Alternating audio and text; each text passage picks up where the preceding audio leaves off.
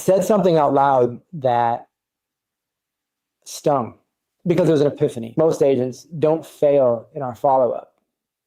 We actually fail in our loyalty. That should sting to hear. The word follow-up is thrown around in every industry, but it's thrown around so much that I think it really loses its weight when we hear it. It's something you don't want to follow up. You just don't look at it deeply enough. Are you being loyal enough?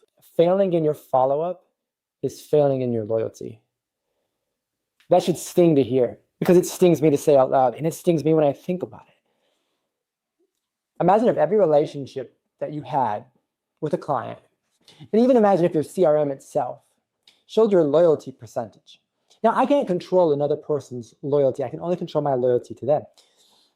But imagine if your CRM, or you had a system that every single month, if you made contact with that lead through follow-up, it would show your loyalty calculator or a bar graph that is your loyalty to that client.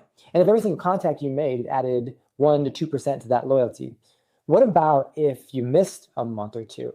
If the loyalty percentage dropped? You'd be looking at the screen and seeing your loyalty percentage with somebody that matters to you, a client, a referral, and you would see the loyalty percentage drop. Are you thinking about your follow-up as the same sense as your loyalty to that individual? I'm gonna challenge you to do that.